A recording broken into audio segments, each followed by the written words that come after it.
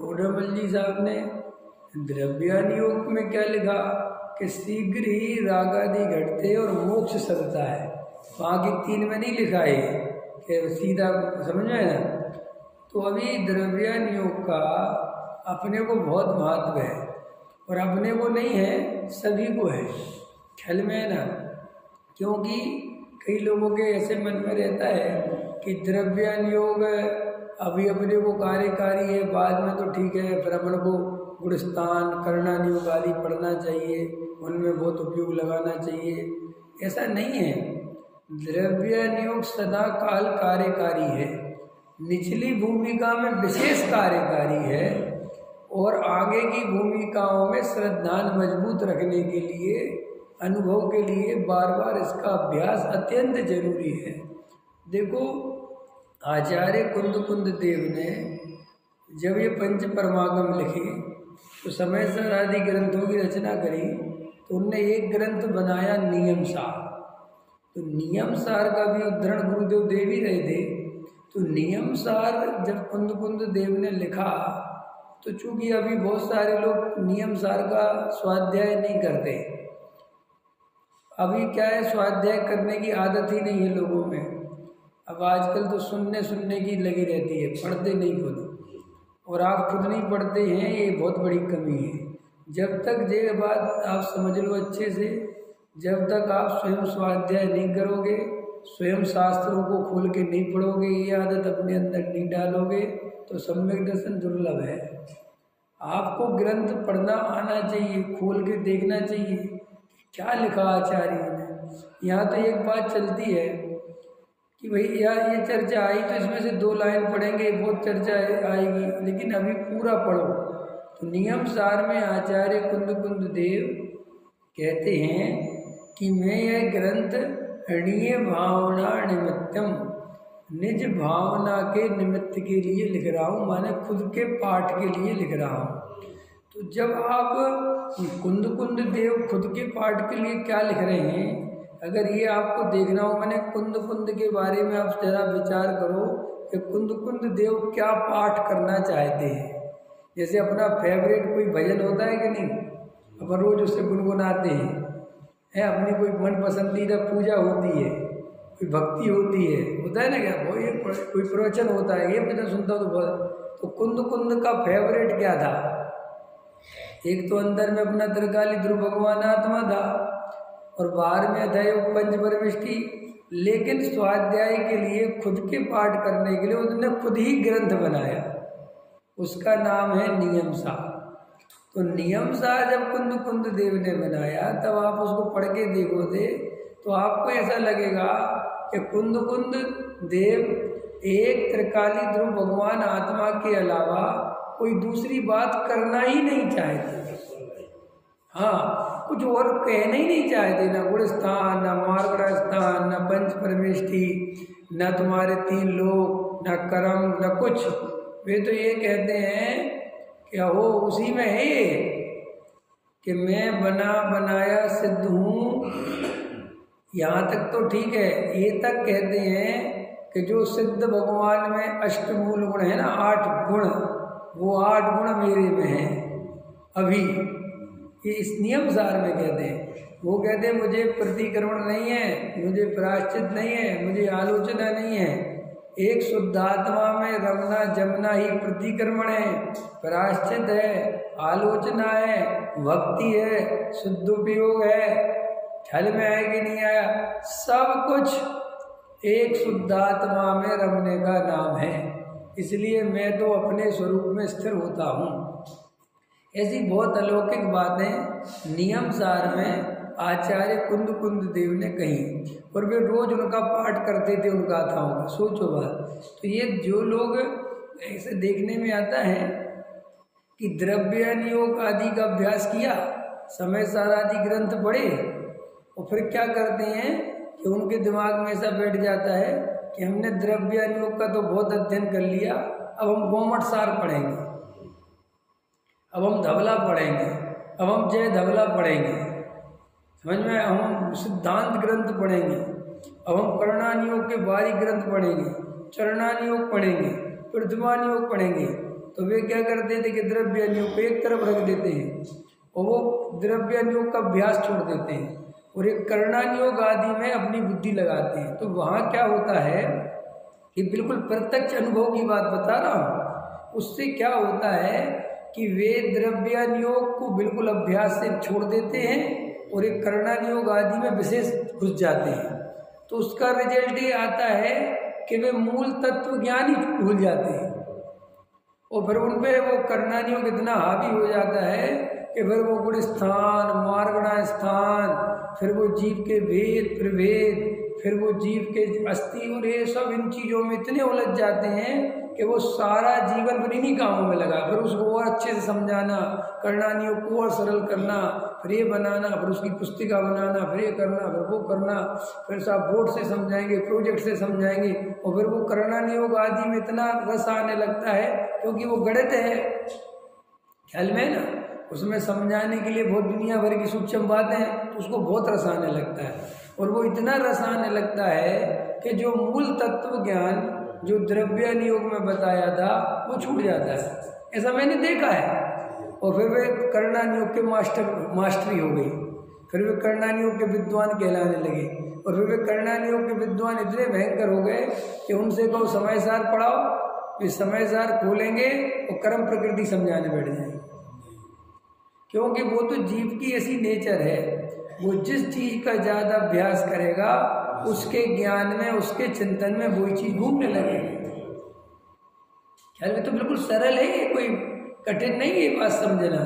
आप जिन शास्त्रों को पढ़ोगे, जैसे आप प्रथमानुयोग की कहानी पढ़ोगे तो आपको फिर दिमाग में वे भी घूमने लगेंगे, वे याद आएंगे। और प्रथमानुयोग की कहानियाँ जब आप ज़्यादा घुसते चले जाओगे तो वे आपको इमोशनल बनाती हैं, भावुक बनाती हैं, आपके अंदर इमोशंस डालती हैं। प्रथमानुयोग की कहानी तो आप प्रथमानुयोग की कहानी पढ़ोगे तो आप भावुक होने लगोगे। भावुक कैसे होने लगोगे? देखो सीता ने किसने कष्ट लिए, हमें भी कष्टों की परवाह नहीं है, देखो साहब ये वो हम ये नियम लेंगे, देखो उसने कैसे नियम निभाया। अब जबकि वहाँ पर वो व्यवहार नए के बढ़ा चढ़ा के कथन करे गए हैं और तुम जो है द्रव्यानुयोग का अभ्यास छोड़ दिया तुमने, और तुम इन चीज़ों में उलझ गए। समय सार आदि पढ़ता नहीं बिल्कुल भी। जहाँ त्रिकाली ध्रुव भगवान आत्मा की गहरी चर्चा पहले सुनता था, पढ़ता था, ऐसे मैं मोक्षों को जानता हूँ। पहले समय सार आदि ग्रंथ सुने, समझे, 6 द्रव 7 तत्व आदि सीखे। फिर क्या हुआ कि इनमें ज़्यादा मन नहीं लगता उसका, उसको ऐसा लगता है रिपीटेशन है, वही बात तो है, वही बात तो है। तो क्या हुआ, किसी ने कह दिया कि अब तुम थोड़ा कर्णानुयोग, चरणानुयोग और प्रथमानुयोग आदि का अभ्यास करो। तो जिनकी विशेष बुद्धि है वे कर्णानुयोग पढ़ने लगते हैं और जिनकी थोड़ी कम बुद्धि है वे प्रथमानुयोग पढ़ने लगते हैं और फिर चरणानुयोग पढ़ के क्रियाकांड करने लगते हैं।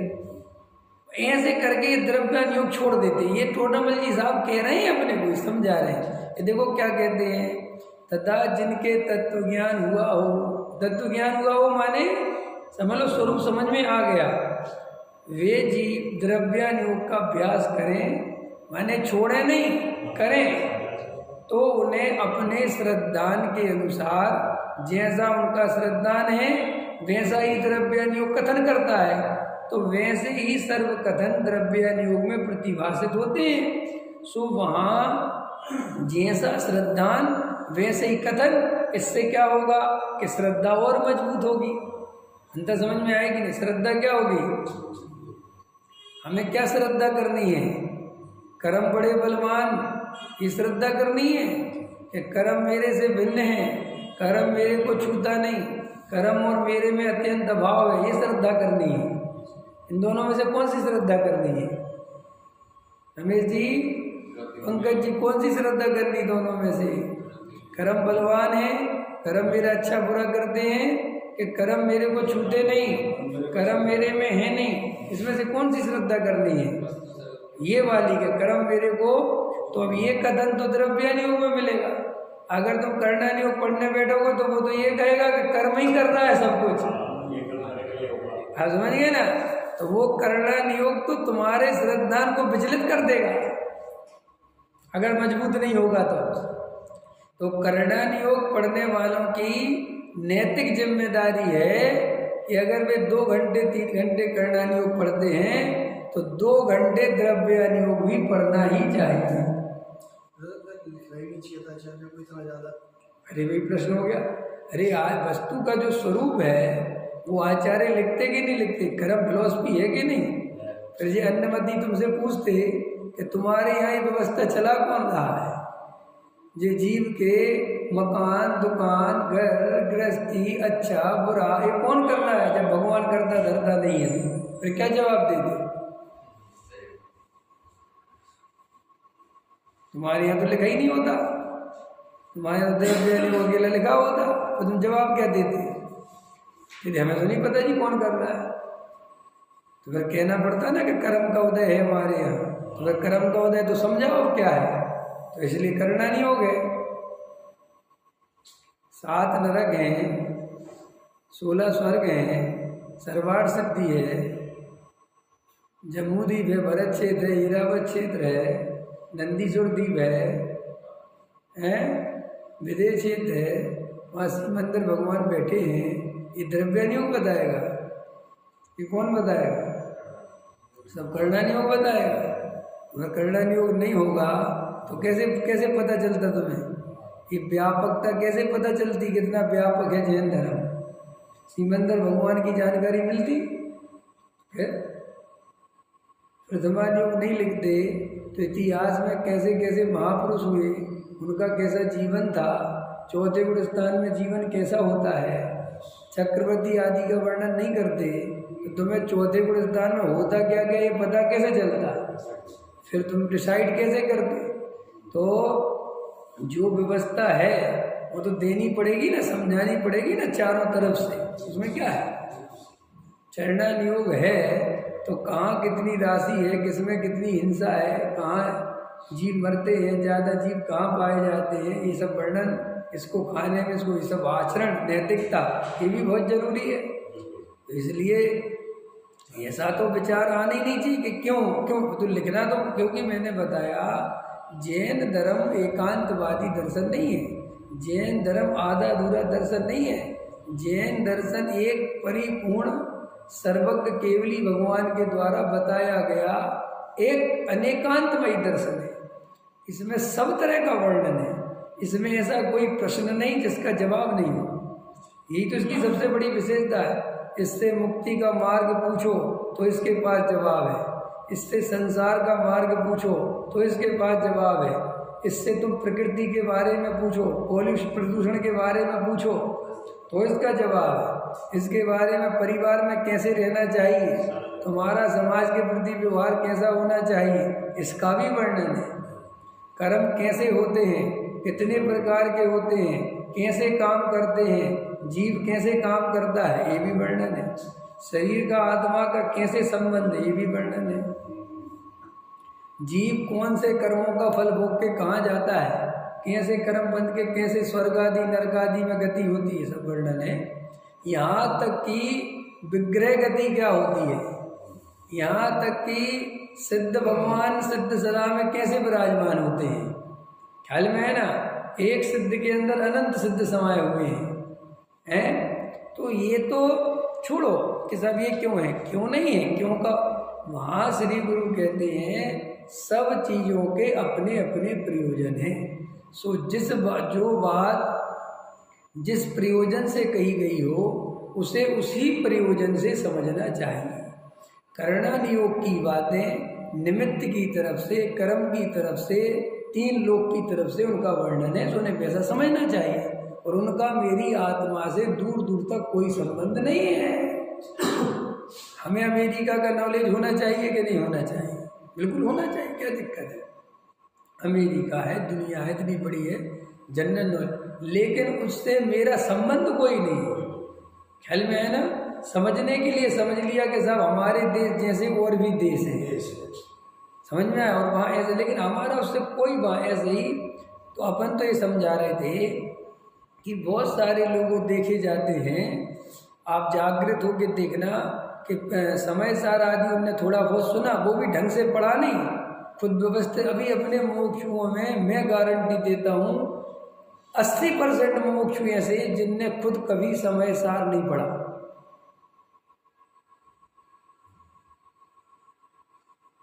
अब मुझे बताओ, वो तो अंकल कह रहे हमने भी पढ़ा, समझ में आया कि नहीं आया?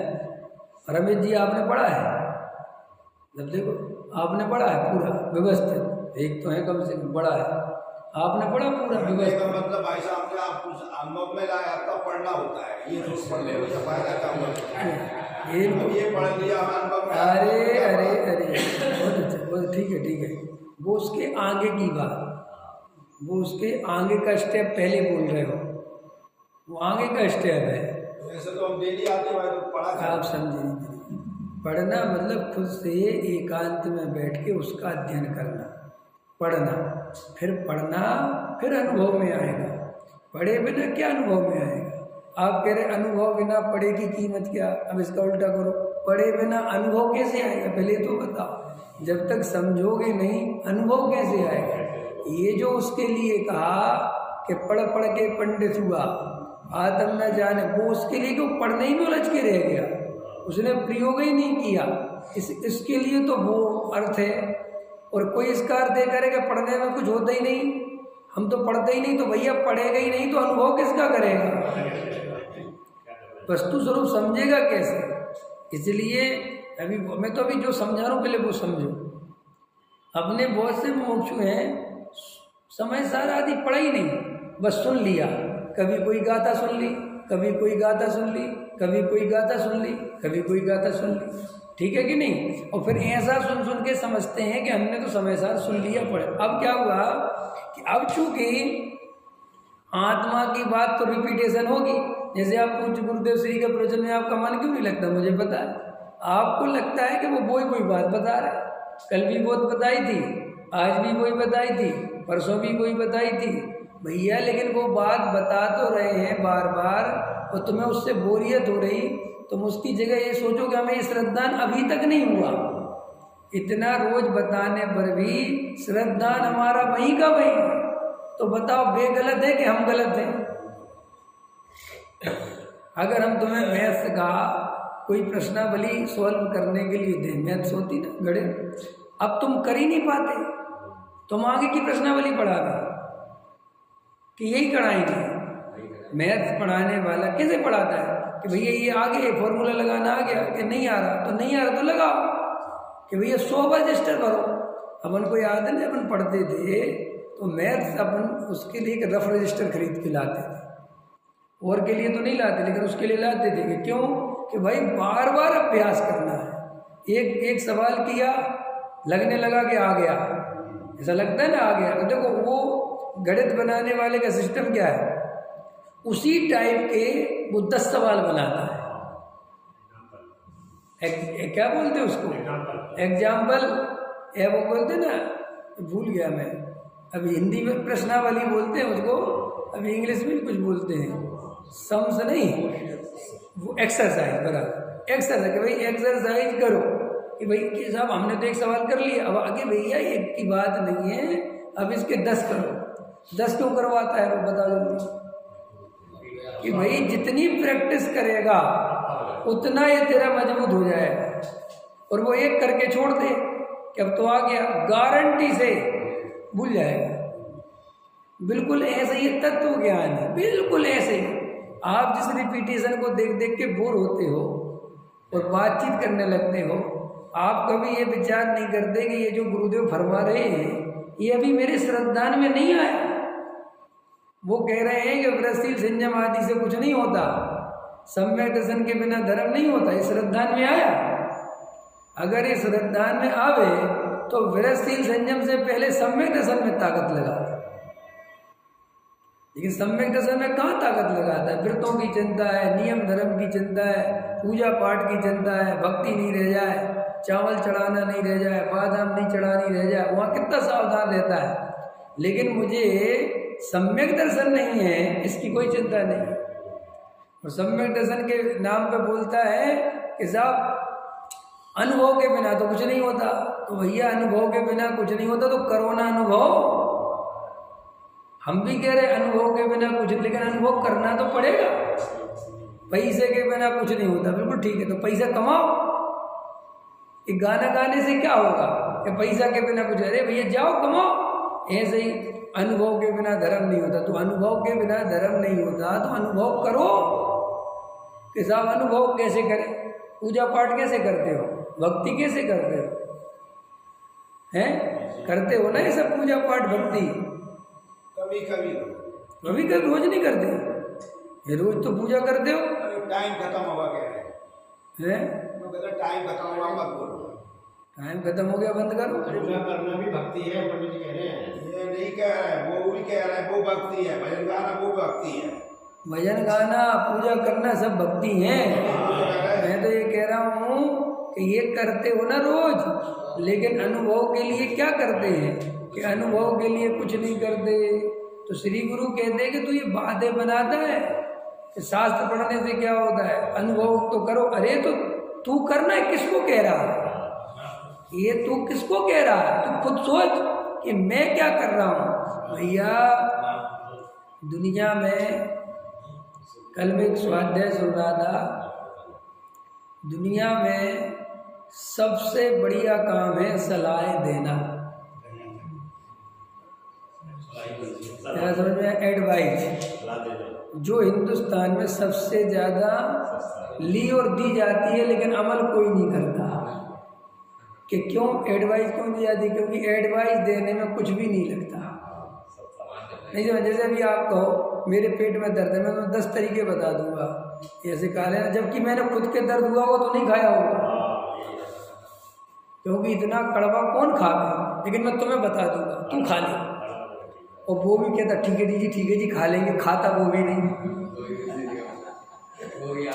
समझ में? वो भी तुम्हारी सुन लेता है और वो आगे कहीं फॉरवर्ड करता है, जाता उसी डॉक्टर के पास, लाओ जी दवाई दे दो आप। तो वो काढ़ा बताया था फलानी बहन जी ने, अरे ठीक है यार कौन पी रहा काढ़ा, तुम तो वहाँ ऐसे सुन रहे थे जैसे पी लोगे। सुनना पड़ता है, सुनाने वाला सुना रहा था, हम सुन रहे थे। बिल्कुल ऐसे ही हमारा धर्म है, हम सुनते तो रहते हैं सबकी, लेकिन हम करते वही हैं जो हमें करना है। थोड़े दिन उसके प्रभाव में आ जाते हैं। एक पीछे अपने यहाँ कोई पंडित जी आ गए तो पंखी बंद हो गए, समझ में आया? एकदम सब एकदम कहने लगे स्वाध्याय तो ऐसा होना चाहिए, देखो साहब पंखा भी चलता, फलाना ढिकाना, मुझे सुना रहे थे लोग। मैंने कहा अच्छी बात है जी, ठीक बात है, समझ आया? नाम मत लिया करो कभी किसी का। फिर उसके बाद भी चले गए, उनने पंखे भी उतरवा दिया, पंखे फिर लगवा लिए कि क्यों भैया उतरवाए क्यों थे, तुम पहले ही अड़ जाते, हम तो नहीं उतरवाते, हमारा नहीं। लेकिन अब उनके सामने तो तुम बहुत अच्छे बन गए, उनको तो लगे कि विश्वास नगर के लोग बहुत अच्छे हैं, और उनके जाते ही ढोल अपनी पोल फिर खोलते हैं, समझ में आया? फिर सब जब तो ये तुम जो थोड़ी देर के लिए भावुक होते भी हो, इनसे क्या होता है? तुम किसी के कहने में आते क्यों? जब तुम्हें जो काम नहीं करना तो नहीं करना, करना होगा तो करेंगे। कि नहीं साहब व्यवहार है, यही व्यवहार ठगता है।